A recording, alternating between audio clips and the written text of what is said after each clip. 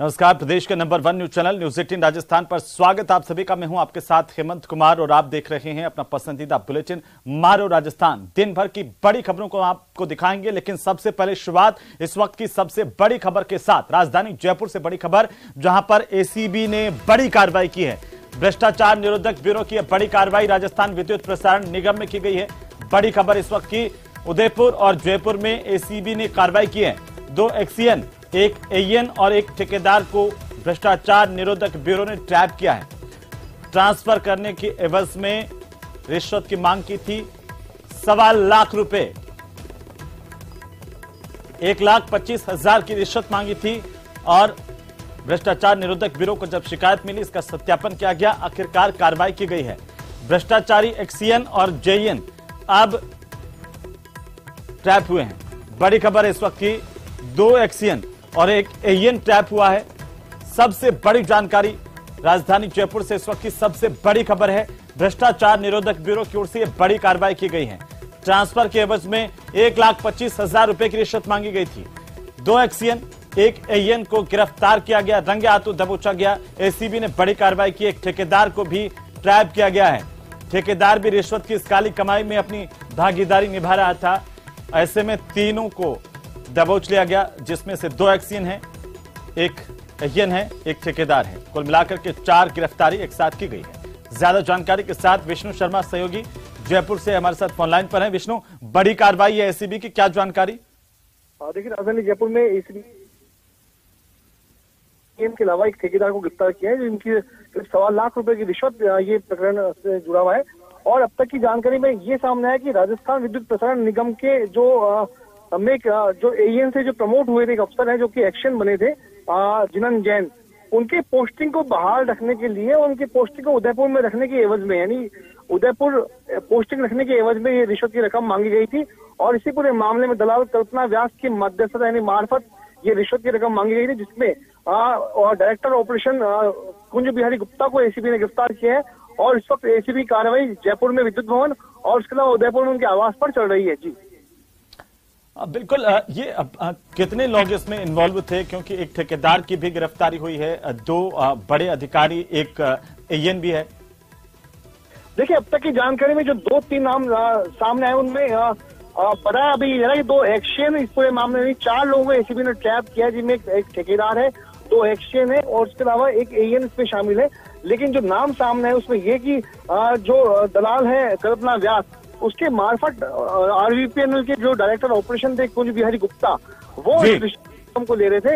और इसीलिए आज एसीबी ने ट्रैप कार्रवाई को रचे हुए और इन 4 लोगों को गिरफ्तार किया है। जी बिल्कुल विष्णु, चलिए बहुत शुक्रिया तमाम जानकारी के लिए। लगातार अपडेट हम आपसे लेते रहेंगे। सबसे बड़ी खबर राजधानी जयपुर से एसीबी की बड़ी कार्रवाई।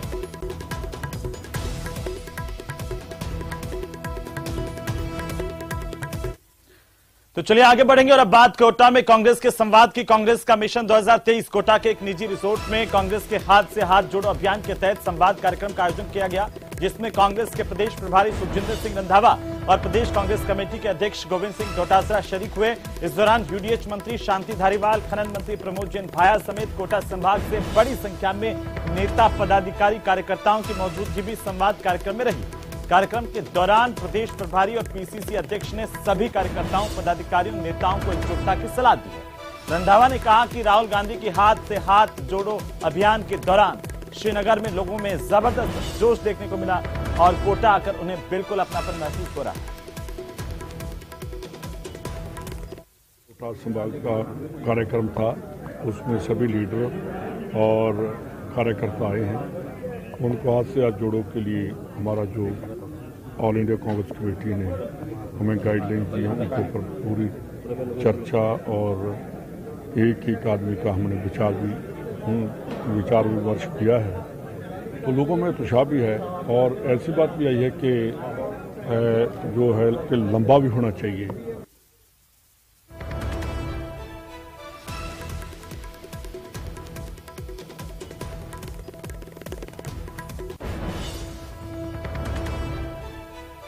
कोटा में कांग्रेस का संवाद कार्यक्रम आयोजित किया गया।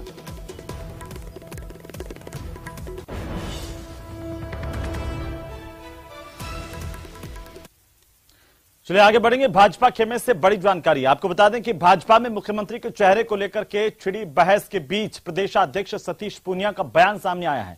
सतीश पूनिया ने कहा कि भाजपा में संसदीय दल की सुपरमेसी है, संसदीय दल का फैसला ही सर्वमान्य होता है, कौन चेहरा होगा कब होगा यह संसदीय बोर्ड ही तय करता है। इस दौरान पूनिया ने कांग्रेस पर जमकर हमला बोला, क्या कुछ कहा वो आप सुनिए। चेहरा कौन होगा, कब होगा, कैसा होगा, इसका निर्णय संसदीय दल ही अधिकृत है, वही तय करेगा, वही कहेगा। जहां तक राजनीति में बाकी चीजों की चर्चा है, उनका अपना अपना एक स्थान है, पर भारतीय जनता पार्टी नेता, जनप्रतिनिधि और कार्यकर्ता ये पूरे तरीके से संकल्पित हैं कांग्रेस को सत्ता से बाहर करने के लिए। बाकी पॉलिटिकल गॉसिप्स हैं, उनका अपना स्थान है, उनकी चर्चा होगी। तो साथ ही नेता प्रतिपक्ष गुलाबचंद कटारिया ने विश्वविद्यालयों में कुलपतियों की नियुक्ति के मामले को लेकर कांग्रेस को आड़े हाथों लिया है। कटारिया ने कहा कि वीसी यानी कि कुलपति की नियुक्तियों में यूजीसी के नियमों की पालना नहीं की जा रही है। कई कुलपतियों के खिलाफ जांच भी हुई है, उसकी रिपोर्ट भी तैयार हुई, लेकिन उनके खिलाफ एक्शन नहीं लिया गया। क्या कुछ कहा गया ये भी सुनिए। जहां वाइस चांसलर के सिलेक्शन के लिए यूजीसी का मापदंड तय है, उस मापदंड को पूरा नहीं करते हैं वो लोग यहाँ वाइस चांसलर बनकर के बैठे हुए हैं। उनकी जांच होकर के उनकी सारी रिपोर्ट आ जाने के बाद भी अभी तक वो निर्णय नहीं करते हैं कि उनके खिलाफ क्या किया जाए। तो मैं सोचता हूँ ये केवल और केवल गपोड़बाजी के अलावा जो धरती पर उतर करके लोगों को जो लाभ मिलना चाहिए वो लाभ किसी भी योजना में ठीक प्रकार से नहीं मिल पाया। तो वही नेता प्रतिपक्ष गुलाबचंद कटारिया ने संविदा भर्ती के नए नियम कायदों पर कांग्रेस को जमकर घेरा है। कटारिया ने कहा कि संविदा कर्मियों को स्थायी करने के लिए सत्ता में आते ही कल्ला कमेटी बनाई गई थी, लेकिन ये कमेटी अभी तक स्थायीकरण की दिशा में कदम नहीं उठा पाई है।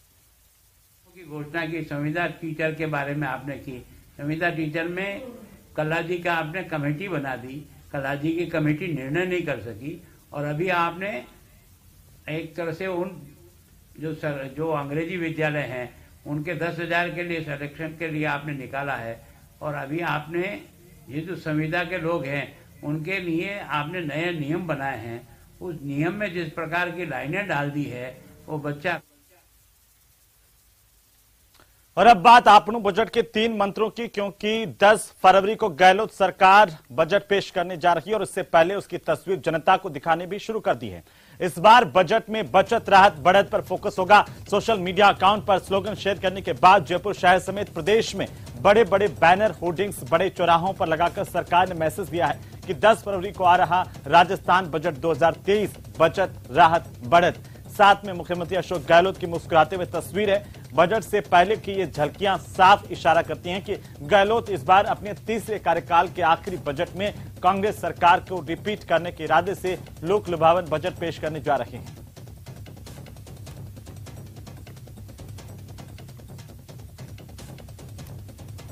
ये कोई कम उपलब्धि नहीं है, और हम कहें तो चलो तो समझ में आती है बात कि हम कोई राजनीतिक अंदाज में करेंगे। केंद्र सरकार को मानना पड़ रहा है कि डबल डिजिट में हमारी है, देश में दूसरे नंबर की जो ग्रोथ है वो हमारी है, 1 नंबर पे आंध्र, 2 नंबर पे हम। तो शानदार हमारा मैनेजमेंट है, हमारा जो फाइनेंशियल मैनेजमेंट है उसका कोई सानी नहीं है।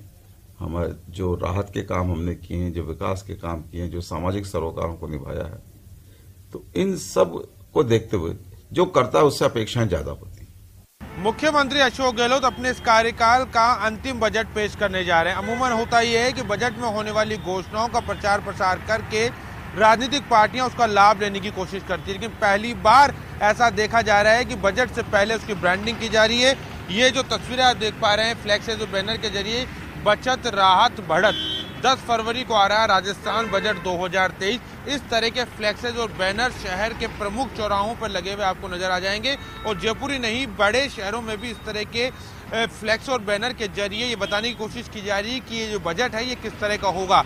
आम आदमी को ये उम्मीद अशोक गहलोत बांध रहे हैं इस बैनर के जरिए, इस प्रचार के जरिए, कि बजट में उसकी बचत भी बढ़ेगी, उसे महंगाई से राहत भी मिलेगी, और इसके अलावा जो कि मुख्यमंत्री कह चुके हैं कि बजट युवाओं के लिए, खिलाड़ियों के लिए और महिलाओं को समर्पित होगा। तो ये तीनों वर्गों को किस तरह से बढ़त दिलाई जाए, किस तरह से उनका उत्थान किया जाए, इसकी झलक भी जो है बजट में देखने को मिलेगी। तो ये फ्लैक्सेस और बैनर के जरिए ब्रांडिंग भी की जा रही है, और साथ ही आम आदमी को आम बजट से जोड़ने की गहलोत सरकार की ये कोशिश भी है। कैमरा पर्सन यासीन के साथ सचिन कुमार, न्यूज़ 18 जयपुर। तो 12 फरवरी को प्रदेश को बड़ी सौगात मिलने वाली है। उस दिन दौसा के धनावड़ से प्रधानमंत्री नरेंद्र मोदी दिल्ली मुंबई एक्सप्रेसवे के पहले फेज का उद्घाटन करेंगे और प्रधानमंत्री के दौरे को देखते हुए प्रशासन पूरी तरह से अलर्ट पर है। सोमवार की रात को डीएम और एसपी समेत आला अधिकारियों ने धनावड़ सभा स्थल का जायजा लिया था और व्यवस्थाओं को देखा था। पीएम के दौरे की तैयारियों को लेकर के क्या कुछ तैयारियां खास की गई हैं, ये जायजा लिया हमारे संवाददाता ने। प्रधानमंत्री नरेंद्र मोदी 12 फरवरी को दौसा आने वाले हैं और धनावड़ रेस्ट हाउस में जनसभा का आयोजन होगा। ये तस्वीरें आप देख सकते हो कि इधर डोम बनाया जा रहा है, उनकी जनसभा की तैयारियां की जा रही हैं। साथ ही सबसे पहले वो हेलीपैड पर उतरेंगे और उसके बाद में जैसे ही हेलीपैड पर उतरेंगे तो वहां से उनको इस एक्सप्रेसवे का अवलोकन करने के लिए लेकर जाया जाएगा। दौसा के कलेक्टर कमर चौधरी और एसपी संजीव नैन सहित आला अधिकारी इस समय धनावड़ रेस्ट एरिया में मौजूद हैं और पूरी प्लानिंग की जा रही है कि कहां पर वीआईपी लोग कैसे एंट्री होगी, किस तरह की पार्किंग व्यवस्था रहेगी, आम जन के लिए क्या पार्किंग व्यवस्था रहेगी, प्रधानमंत्री की सिक्योरिटी में किस किस तरह की व्यवस्थाएं की जाएंगी। खुद तो राजस्थान के मुख्यमंत्री अशोक गहलोत और हरियाणा के मुख्यमंत्री मनोहर लाल खट्टर मौजूद रहेंगे। ऐसे में मुख्यमंत्रियों की सुरक्षा किस प्रकार की रहेगी, राज्यपाल के भी आने की संभावना है। ऐसे में राज्यपाल की सुरक्षा की भी पूरी तैयारियां की जा रही हैं। सभी जो वीआईपी लोग हैं उनकी सुरक्षा के मापदंड पूरे करने की कोशिश की जा रही है। खुद कलेक्टर और एसपी रात का समय है, उसके बावजूद भी यहाँ पर लगातार विजिट कर रहे हैं। नितिन गडकरी के ऑफिस से भी यहाँ पर अधिकारी आए हुए हैं और कोशिश की जा रही है कि प्रधानमंत्री नरेंद्र मोदी का जो दौरा है वो शांतिपूर्ण रूप से संपन्न हो। आशीष शर्मा, न्यूज़ 18 दौसा। तो वहीं अजमेर में आज प्रदर्शन कर रहे बेरोजगारों को पुलिस ने डंडे मारकर के खदेड़ दिया। इस दौरान राजस्थान बेरोजगार एकीकृत महासंघ के प्रदेश अध्यक्ष उपेंद्र यादव समेत एक युवक को गिरफ्तार भी यहां से किया गया। दरअसल बेरोजगार युवा अपनी मांगों को लेकर के राजस्थान लोक सेवा आयोग के बाद प्रदर्शन कर रहे थे। बेरोजगारों की मांग है कि पेपर लीक मामले की जांच सीबीआई से करवाई जाए और साथ ही स्कूल लेक्चरर एग्जाम का रिजल्ट जारी किया जाए। राजस्थान बेरोजगार एकीकृत महासंघ के अध्यक्ष की ओर से बेरोजगार आरपीएससी पर जमा हुए थे और अपनी मांगों को लेकर के प्रदर्शन कर रहे थे। आरपीएससी का घेराव किया, सरकार के खिलाफ नारेबाजी की और लगातार इसी नारेबाजी के बीच पुलिस ने इन युवाओं को रोका और इन्हें यहां से खदेड़ने के लिए हल्का बल प्रयोग पुलिस को करना पड़ा।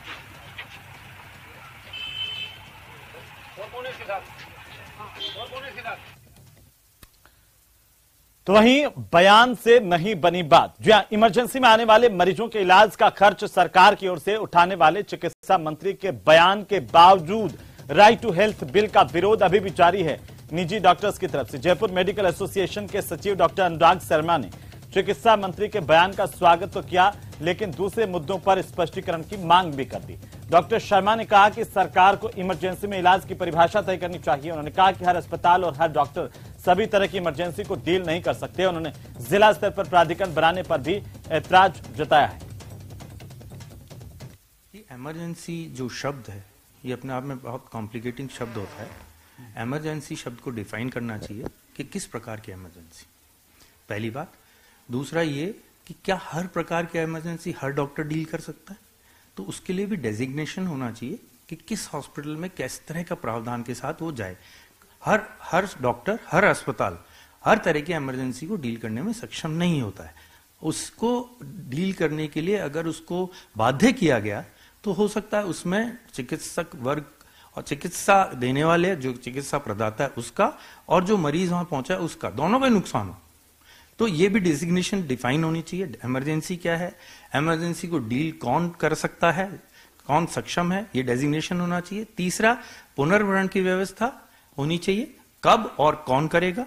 आज सरकार की तरफ से मान लीजिए चिकित्सा मंत्री जी ने ऐसा कुछ कहा है तो वो स्वागत है उस बात का, पर अभी भी इमरजेंसी के मामले में जो 4 मुद्दे हैं वो पूरी तरह क्लियर नहीं हुए हैं।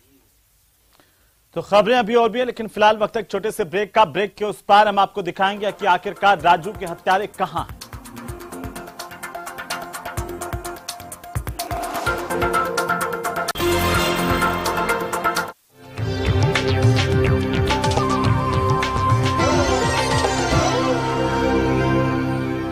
हेडलाइंस प्रेजेंटेड बाय पेट सफा आयुर्वेदिक चूर्ण, पेट सफा तो हर रोग दफा।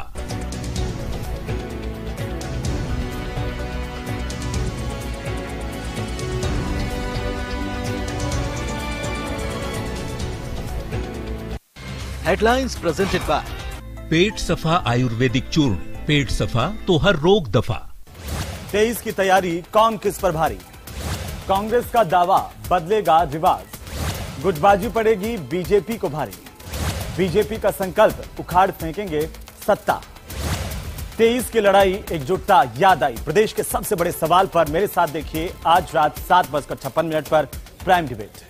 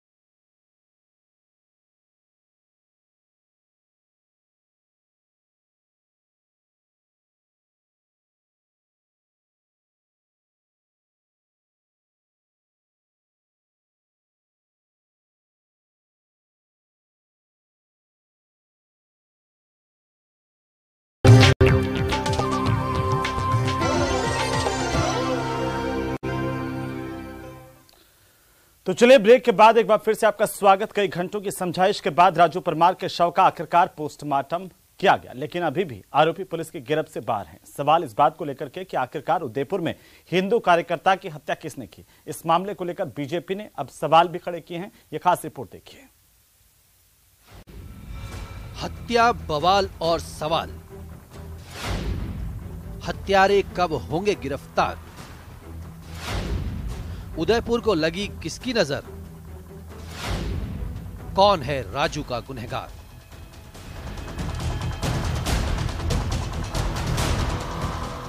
उदयपुर में एक बार फिर बवाल है और सवाल भी है कि आखिर उदयपुर की शांति किसे खटक रही है। जी हां, कन्हैया हत्याकांड के लिए पूरे देश में सुर्खियों में रहने वाली लेक सिटी एक बार फिर चर्चा में है। सोमवार को रात के 8 बजे उदयपुर के अंबा माता थाना इलाके में बजरंग दल के जिला संयोजक रहे राजू परमार की हत्या गोली मारकर कर दी गई।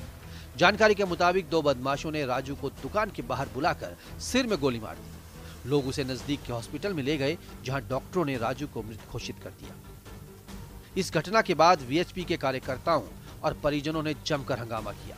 हंगामा मंगलवार तक जारी रहा, जिसके बाद पुलिस आगे आई और संबंधित पक्षों से बात शुरू की। बातचीत में कई मांगों को लेकर सहमति बनी, जिसमें आरोपियों की जल्द गिरफ्तारी, राजू परमार के लिए इस्तेमाल हिस्ट्री शीटर शब्द का खंडन और राजू के परिवार के एक सदस्य को सरकारी नौकरी देना शामिल है। पुलिस ने भरोसा दिलाया कि पुलिस की टीम आरोपियों के बेहद नजदीक पहुंच गई है और किसी भी क्षण उनकी गिरफ्तारी हो सकती है। वहीं परिवार के एक सदस्य को सरकारी नौकरी देने के मामले में जिला कलेक्टर की ओर से राज्य सरकार को हाथों हाथ एक पत्र भेजा गया, जिसके बाद परिजन शव का पोस्टमार्टम करवाने पर सहमत हुए। नए अपराधियों का सर्च शुरू किया, उनको पहचान लिया गया, सारी टीम्स उनकी गिरफ्तारी के लिए लग रही हैं और इस दौरान आज सुबह इनकी जो डिमांड थी, जो कई लोग इनके मित्र परिजन जो यहाँ पहुँचे थे मॉर्चरी पर, इनका प्रमुख डिमांड था कि इनके किसी परिजन को सरकारी नौकरी दी जाए और दूसरी चीज़ थी कि मुलजिमों की तुरंत गिरफ्तारी इंश्योर की जाए। तो वो सारी टीमें लगी हुई हैं मुलजिम गिरफ्तारी के लिए और जहाँ तक उसके संबंध में कलेक्टर साहब ने कोई पत्र राज्य सरकार को भेजा है, तो इस तरह करके अब ये राजी हो गए और पोस्टमार्टम शुरू हो रहा है थोड़ी देर में। वहीं इस मामले को लेकर अब बीजेपी ने सवाल उठाए हैं। बीजेपी के विधायक मदन दिलावर ने इस हत्याकांड को लेकर कानून व्यवस्था पर भड़ास निकाली। उन्होंने कहा कि प्रदेश में अपराधी पूरी तरह बेखौफ हो चुके हैं। उदयपुर में राजू परमार जी की हत्या जो की है, ये योजनाबद्ध तरीके से की है और उनकी हत्या करने के बाद प्रीतम सिंह नाम के गुंडे ने जिम्मेदारी ली है। इससे साफ लगता है कि कानून का कोई डर नहीं रहा है, सरकार का कोई डर नहीं है, क्योंकि इतनी सारी लगातार घटनाएं होने के बावजूद भी प्रभावी कार्रवाई नहीं होना ये दिखाता है कि सरकार गुंडों के प्रति सहानुभूति रखती है, हत्यारों के प्रति सहानुभूति रखती है और इसके कारण उस पर प्रभावी कार्रवाई नहीं हो पाती है। मर्डर के करीब 6 घंटे बाद एक बंटी नाम के युवक ने इसकी जिम्मेदारी लेते हुए फेसबुक पोस्ट किया। उसने लिखा कि राजू उसके मामा की करोड़ों की जमीन हथियाना चाहता था, इसी के चलते उसने गोली मार दी। हालांकि कुछ देर बाद ही उसने ये पोस्ट डिलीट भी कर दी। बताया जाता है कि 38 साल का राजू परमार बजरंग दल का जिला संयोजक रह चुका है। राजू प्रॉपर्टी व्यवसायी था, जिसके कारण कई लोगों से उसका विवाद चल रहा था। गोली मारने वाले बदमाश कौन थे, आखिर उन्होंने हत्या क्यों की, इसका पता अभी नहीं चल पाया है। इस बीच पुलिस के हाथ एक सीसीटीवी फुटेज लगा है, जिसमें 2 युवक पैदल भागते हुए नजर आ रहे हैं। आशंका जताई जा रही है कि इन युवकों ने ही राजू की हत्या की है। फिलहाल आरोपी फरार हैं और पुलिस उनकी तलाश में हाथ पांव मार रही है। न्यूज 18 राजस्थान के लिए उदयपुर से कपिल श्रीमाली की रिपोर्ट। लंबे अरसे से 15 सूत्रीय मांगों के लिए संघर्ष कर रहे वन कर्मचारी अब प्रदेश भर में काम छोड़ करके हड़ताल पर चले गए हैं। आज जयपुर जिले के कर्मचारियों ने भी कार्य का बहिष्कार करते हुए राजधानी जयपुर के जालाना लेपर्ड सफारी के मुख्य द्वार पर धरना दिया, प्रदर्शन किया, नारेबाजी की। इस दौरान 15 सूत्रीय मांगों को लेकर विरोध कर रहे कर्मचारियों ने कहा कि सरकार वर्दी में भेदभाव न करे, वन विभाग के कर्मचारियों को भी पुलिस के बराबर वेतन दिया जाए। जालाना पर पहुंच करके इसका जायजा लिया विरोध का, प्रदर्शन का हमारे संवाददाता अरबाज अहमद। जयपुर जिले के तमाम वन कर्मचारी हड़ताल पर हैं। अगर जयपुर जिले में कहीं पर पैंथर आता है, कोई हमला होता है, कोई जानवर जो है इंसानों से टकराता है या फिर जंगल के अंदर किसी भी तरह की शिकारी घुसपैठ करता है, तो जंगल भगवान भरोसे हैं। क्योंकि तमाम वन कर्मचारी आप देख सकते हैं कि 15 सूत्री मांगों को लेकर धरना देकर यहाँ बैठ गए। यहाँ पर तमाम जो पूरा प्रदेश का जो संगठन है वो मौजूद है। 15 सूत्री मांगों को लेकर आपने बात पहुंचाई, क्या चेतावनी आप दे रहे हैं और काम का हर जिले में बहिष्कार किया जा रहा है पूरे राजस्थान में? देखिए, पूरे राजस्थान में कर्मचारी अपने हकों के लिए मैदान में उतर चुका है। ऐसा दिन सरकार को नहीं देखना पड़े, लेकिन हमने कोशिश करी थी कि सरकार हमारी सुने, लेकिन सरकार ने आज दिनांक तक किसी भी तरह की कोई प्रतिक्रिया कर्मचारियों के लिए नहीं की है। इसलिए कर्मचारियों में रोष है और पूरे राजस्थान में ही कर्मचारी आज धरने पर बैठे हैं। हम सोच रहे हैं कि यदि सरकार हमारे समय रहते मांग नहीं मानती है तो एक दिन ऐसा ना हो कि पूरे सेंचुरी अभ्यारण्य जितने भी हैं राष्ट्रीय पार्क है उनके हमको गेट बंद करने पड़े। समय रहते सरकार हमारी सुनवाई करे और कर्मचारियों को राहत दे। महिला कर्मचारी बड़ी तादाद में यहाँ पर मौजूद हैं। महिलाएं जो है किस तरह से डिमांड कर रही हैं? क्या आप लोग कहते हैं वर्दी में ये भेदभाव क्यों है? भेदभाव तो बहुत कुछ कर रखा है। अभी हॉप साहब ने वो लगा दिए होमगार्ड। उनको बोल देना होमगार्ड नहीं जानता कि पंजे के निशान कौन सा शेर कहाँ जा रहा है, क्या कर रहा है। तो मैं तो यही कहती हूँ सरकार को, जाग जाओ। अब मेरे जंगल के शेर शेरनिया, मेरा एक ही शब्द है, ये जाग चुके हैं और धाड़ेंगे। अरण्य भवन में आके धाड़ेंगे और अपने जो विधानसभा है वहाँ के धाड़ेंगे। या तो हमारी मांग मान लो, नहीं अब कुछ नहीं हो सकता। थक चुका है, थक नहीं, एक ऐसी चुभन हो रही है कि जो बस कहने नहीं बनती है। सरकार को बोलो जाके। तो ये देखिए कि सरकार को चेतावनी है सीधी, हर जिले में यही विरोध है। कैमरा पर्सन यासीन के साथ में अरबाज अहमद, न्यूज़ 18 के लिए।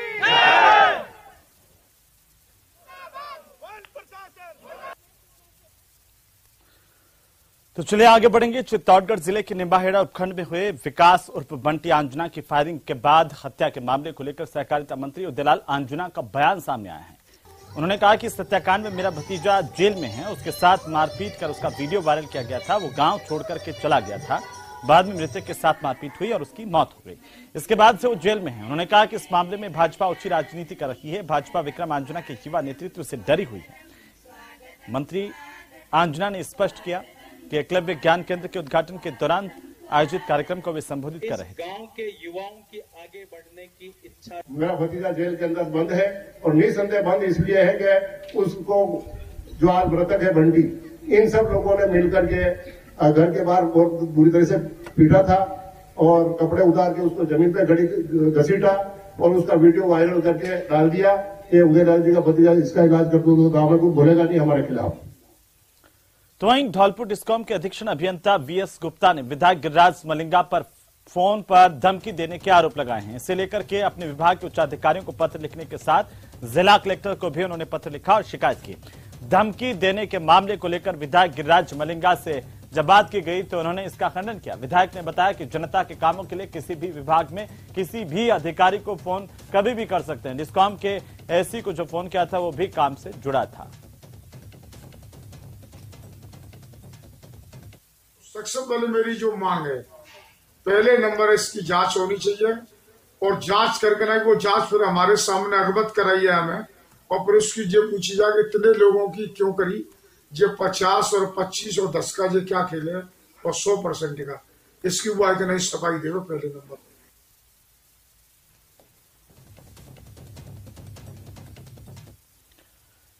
तो वहीं टोंक जिले के निवाई में खनन माफिया के हौसले बुलंद हैं और बहड़ के इलाके में लगातार अवैध खनन की शिकायतों के बावजूद आज निवाई पुलिस मौके पर पहुंची और इसके बाद पुलिस ने कार्रवाई की भनक लगी।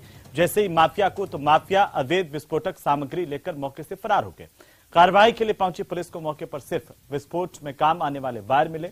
इसके अलावा ट्रैक्टर और ड्रिल मशीन भी जब्त की गई। बहड़ के इलाके में बेशकीमती क्वार्ट्ज पत्थर निकलता और इसी को लेकर माफिया यहां पर दिन रात सक्रिय होते हैं। लेकिन पुलिस पर आरोप है कि खनन माफिया के खिलाफ पुलिस कार्रवाई नहीं करती। पुलिस और खनन माफिया की मिलीभगत के आरोप लगातार स्थानीय लोग भी लगा रहे हैं। ऐसे तो साहब मैंने बताया था, मैं ड्यूटी थी तो बेड में इस तरह की कोई सूचना है कि अवैध खनन हो रहा है। ये माइंस है संजय यादव वगैरह की, रवि वगैरह की, आशुतोष माइंस के नाम से। तो आप वहाँ पर पहुंचे, इस इत्तला पर मैं वहाँ गया था। यहाँ पे सर हम गए थे उधर, तो हम गए तो वहाँ पे ट्रैक्टर और ये ड्रिल मशीन चल रही थी, अवैध खनन कर रहे थे। वहाँ पे ओल छुड़ा रहे थे, ओल लगा रहे थे। मतलब करीब 8 बज गए थे, मैंने टाइम पूरा नहीं देखा। वहाँ पे गया खाने पे तो वहाँ पे वो चल रही थी, ड्रिल मशीन चल रही थी, ओल कट रहे थे। वहाँ पे 8-10 बंदे थे, लाठी डंडे उनके पास, लाठी डंडे। और अब बात उस दुल्हन की जो धरने पर बैठ गई। जोधपुर के फलोदी में शादी के बाद पति के समर्थन में दुल्हन का धरना और धरना स्थल पर दुल्हन पहुंची। ललित हिंदू का 23 दिन से धरना चल रहा है और जिला अस्पताल की व्यवस्थाएं सुधारने की मांग की जा रही है। विवाह के पहले से ही दूल्हे का अनिश्चितकालीन धरना जारी था। नव दंपति विवाह मंडप से उठकर जयनारायण व्यास सर्किल पर धरना स्थल पर पहुंचे। दरअसल कुछ दिनों पहले दुर्घटना में घायल हुए एक व्यक्ति को जिला अस्पताल फलोदी लाया गया था, लेकिन उसका प्राथमिक इलाज कर उसे जोधपुर रेफर किया गया था। इलाज के अभाव में रास्ते में जोधपुर पहुंचने से पहले उसकी मौत हो गई। इसीलिए ललित हिंदू नाम का एक शख्स है जो धरने पर बैठ गया था और उसकी पत्नी भी उसके साथ धरने पर पहुंची।